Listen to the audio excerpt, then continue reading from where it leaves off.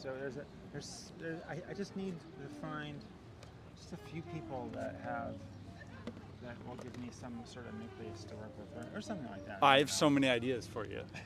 I'm so serious about this. Like with this series, I'm interviewing 100 people, and then the goal will be to do a potluck at the end with all 100 people that I've met in parks around New York. Okay. And even that is like an opportunity, like we could play a game there. Although, yeah, that'd be fun. But I mean, I'd rather have it be the potluck center. But Yeah. But I'm saying like anything like that, like if we can just get a few people through an event. Yeah, I'm not sure like average age. I think average age is probably like there's some really old people that might not want to run around. But I told you this, but three questions. Okay. I'm calling this the Sonder Series. Sonder Series, okay. The word Sonder means the realization that every random passerby has a life as vivid and complex as your own. Okay. So for me, it's my way of meeting my neighbors. Okay. My first question to you in that line of Sonder is, what's your story? What is my story?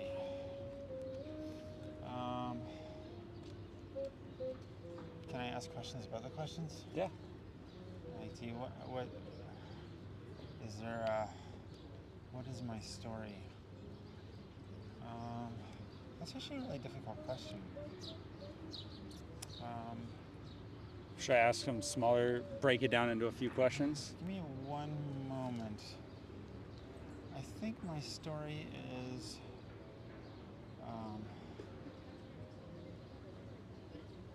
trying to find out what makes me happy and trying to find out how I fit in and trying to find out if there is some purpose that I can have in my life. And I've had,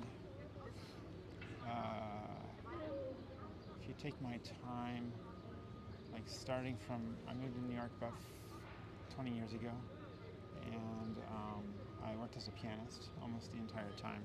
Wow. And I had this dream of becoming a composer, like a real composer.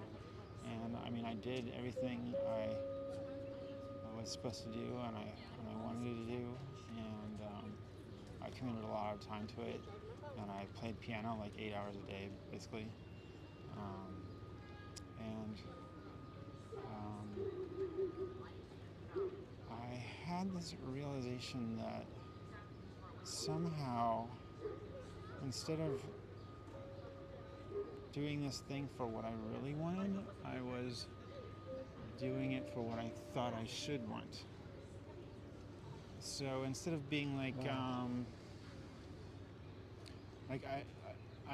I was writing music a lot, and I thought this was the music I was supposed to write, but I'm not even sure if I like it, which is weird. So and then also during this time, like I most of my music time was spent with dancers. I played I've played all over the city. I played for thousands of dancers, if maybe even more than that.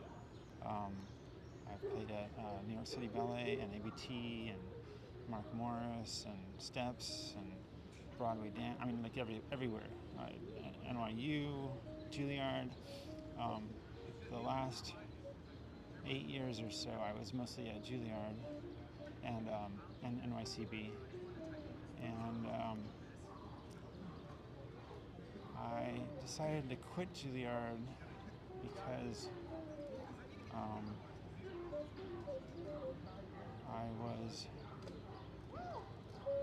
I was presented with a problem centering around pay. It wasn't like harassment or anything like that. It was that they were actually not treating their musicians very well, and I couldn't stomach it anymore. So I decided to quit. And also I've been working on this game that I talked to you about, And so I decided to spend like the next year just trying to do this game and finish it off and try to promote it and see where it goes. And I've also been trying to play piano just a little bit, but try to figure out like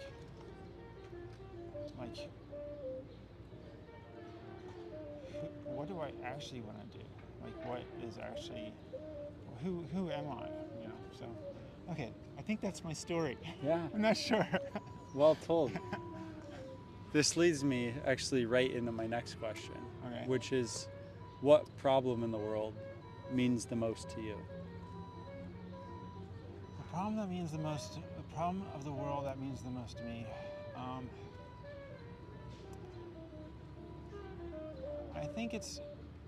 I think it's twofold.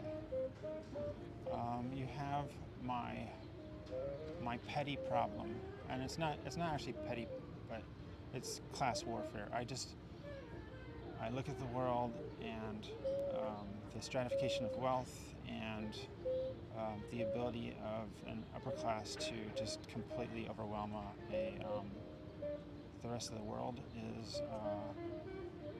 I find it permeates everything from rent, the idea of scarcity. I'm not convinced that there is scarcity in the world. I think that if we took all of the wealth of the 1% and redistributed it, that maybe we would all actually have a pretty comfortable life. And that we could solve homeless in a moment. We could just basically make the world a nicer place. But instead because of the power dynamics of people desiring to be Caesar. They can't release grasp of their power, and they can't even realize that their hoarding of wealth creates disparity and suffering for the rest of the world. And I think that's like the major problem. But for me personally,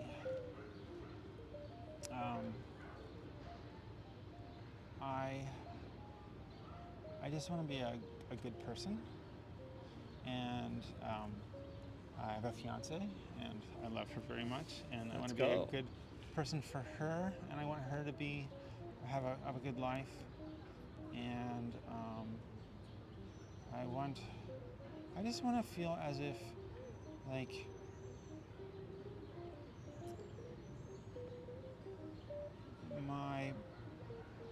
my role is a positive one, especially for my fiance. She's a wonderful person, and she deserves the best. When you say good person, what are you thinking of in your head?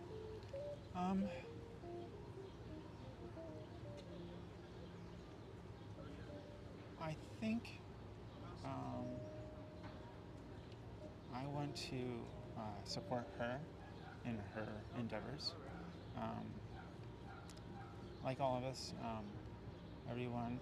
She tries super hard, and she works hard, and she has dreams, but it's hard to realize those dreams when you're working so hard all the time. And I think she deserves to have her dreams come true, as much as it can be. And I want to give her the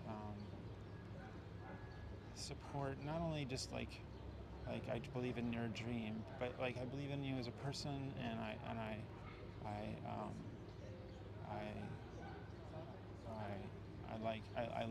love her as for who she is. And I don't that's sort of a cliche, but yeah. Yeah. Your answers seem to flow into my next question so well. My last question that I've been asking is, who's the most impressive person that you've met, and what made them impressive to you? Let's see, the most impressive person. I think that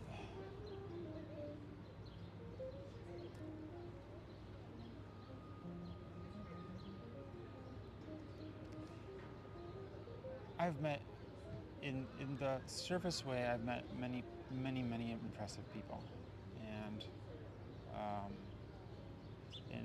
in ways that like typically are judged. Like I've met many dancers that are on the very top of their their technique, and I mean they've devoted so much of their life and so much effort to become who they are, and it's no small feat. I mean it's just sacrifice all the time. And I've met musicians the same way, where they sacrifice so much of their life to become who they are, and it's not easy. It's not like an AI. You just type in a prompt and you are who you are. It's that you have to actually make the growth. And Make the growth. I think that personally, I think my fiance is awesome, and but also, I mean, I see my brother. My brother tries so hard, and my mom is very old now and has some dementia, but still she puts on the good face every day and tries as hard as she can. Um, I don't know. I'm not sure. I'm not sure if I can answer your question with one person. I think that might be um, not betraying, but it wouldn't be actually correct. Yeah. It sounds like a pattern in those people that you mentioned is that they really put their whole being into what it is that they're doing. Like the words you said are make their growth or make the growth. Like they put the effort into making themselves grow. It's difficult. Every day. Yeah. When you met your fiance, where did you meet? How did you meet? And then like what impressed you about her right in the beginning? We met in a dance class, and she was a dancer. She's beautiful, obviously. We went to lunch together, and Did you ask her?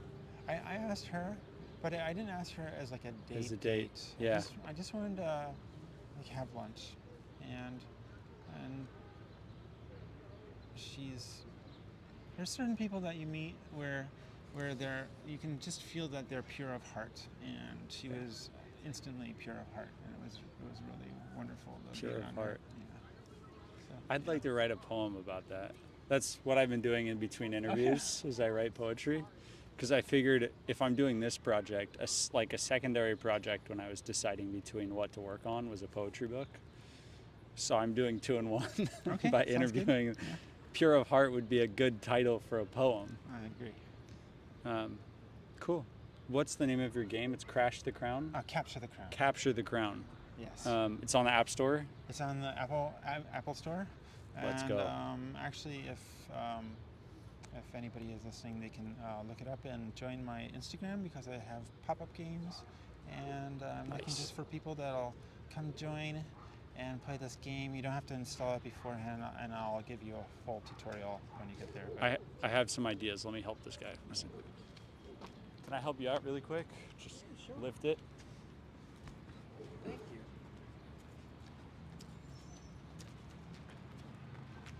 I appreciate it. Yeah, have a good day. I have so many ideas for you. So I just moved here, but I do events or have done events in like the investor startup world. Okay. This is kind of like a startup. It's definitely, yeah. But there's some friends I have that make content. Like there's a guy I know named Andrew Young who does like tech events. And I talked to him about doing the Capture the Flag game in Central Park, which he said he'd already thought of, except you make it way easier because you have the technology. Yeah. Me saying, hey, let's just do a Capture the Flag game isn't super relevant to his audience. But if we're saying, hey, we're doing this, we're using this tech, this app to do this game, then there's like some stuff that could make sense there, which would be cool. Because he can post and get like, 100 people there, 200 people there immediately. That would be awesome. That would be so cool. So I have that idea, but I also have, I have a good group of friends that are young people that like playing sports. So I have some ideas. I have some ideas for you. I want to learn a little bit more about the app. Okay. So